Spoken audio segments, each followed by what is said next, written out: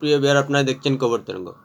20 November Maharashtra এবং ঝাড়খণ্ডে বিধানসভা নির্বাচন সম্পন্ন হলো।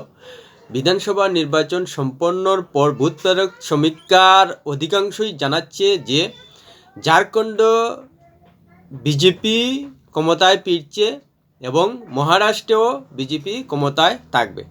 এ নিয়ে অবশ্যই বিজেপি উল্লসিত, কিন্তু কংগ্রেস বলছে যে সমীক্ষার কোনো গুরুত্ব নেই। সেটাই স্বাভাবিক, সমীক্ষা সবসময় সত্যি হয় না। প্রিয় বিহার, ভিডিওটি ভালো লাগলে সাবস্ক্রাইব করবেন, এতে আপনার ক্ষতি হবে না। বুথ প্রেরক সমীক্ষায় today's, Chanakya, Dainik Bhaskar, ম্যাট্রিজ, Axis my India সমীক্ষায় জানিয়েছে যে ঝাড়খণ্ডে এবং মহারাষ্ট্রে বিজেপি ক্ষমতায় ফিরতে পারে। ঝাড়খণ্ডে 82টি বিধানসভা আসন, মহারাষ্ট্রে 288 আসন। এখন সমীক্ষা নিয়ে বিজেপি উল্লাস করতে পারে, কংগ্রেস এটাকে অস্বীকার করবে, সেটাই স্বাভাবিক। বুথ প্রেরক সমীক্ষায় একটা আভাস দেওয়া হয়, কিন্তু সেই আভাস যে পুরোপুরি মিলে না তার জ্বলন্ত উদাহরণ লোকসভা নির্বাচনের বুথ প্রেরক সমীক্ষা এবং সদ্য হরিয়ানায় বিধানসভা নির্বাচনের সমীক্ষা। সেখানে পুরো উল্টো হয়েছিল বুথ প্রেরক সমীক্ষা ফল।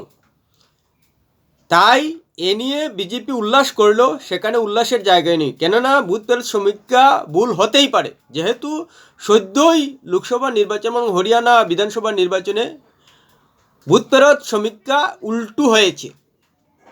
এখন প্রশ্ন হলো যে মহারাষ্ট্র এবং ঝাড়খণ্ডে বিজেপি এনডিএ বা ইন্ডিয়া জোট কে কোন অবস্থানে রয়েছে।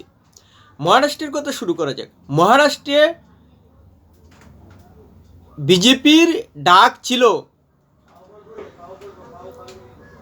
এক হায় তো সেফ হায়, বাটেঙ্গে তো কাটেঙ্গে।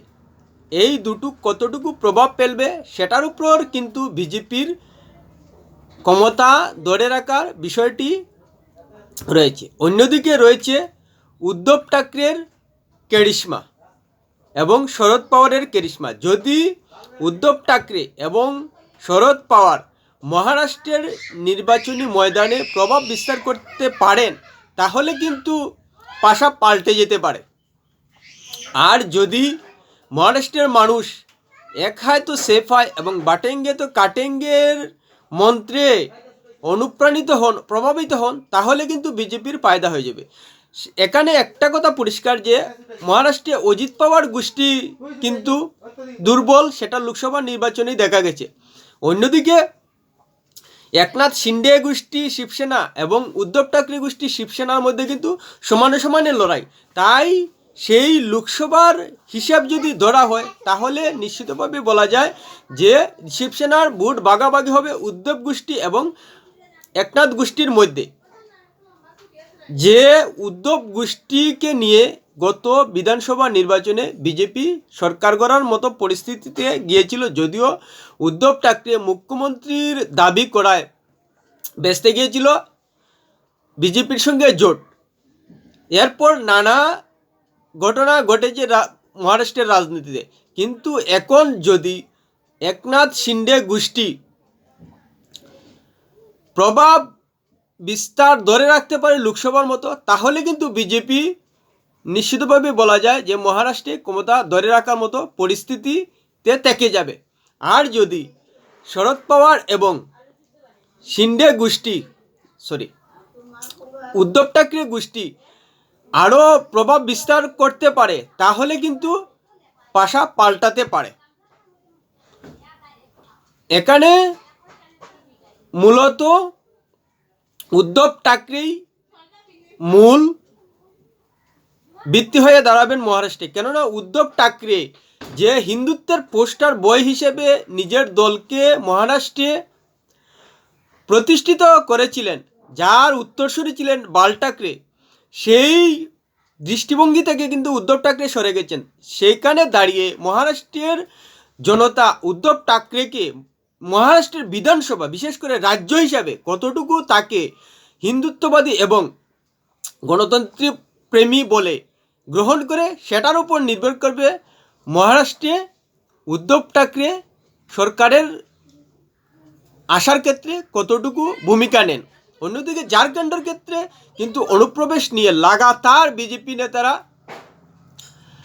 আক্রমণ করে গেছে ঝাড়খণ্ড মুক্তি মোর্চা এবং কংগ্রেসকে, এবং সেটা যে রাজনৈতিক ইস্যু হয়েছিল বড় হিসাবে, সেটা কিন্তু কাশ্মীরের এক নেতা স্বীকারও করে নিয়েছিলেন।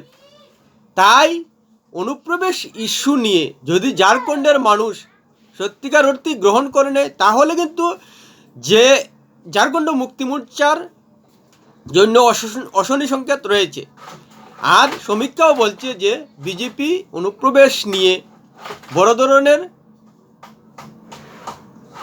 নির্বাচনী ময়দানে গিয়েছিল, এবং বিজেপি নেতারা জানতো যে অনুপ্রবেশ সমস্যা ঝাড়খণ্ডে প্রভাব ফেলেছে, এবং তাকে নিয়ে যদি মানুষের মধ্যে প্রভাবিত করা যায় তাহলে পাল্টে যেতে পারে ঝাড়খণ্ডের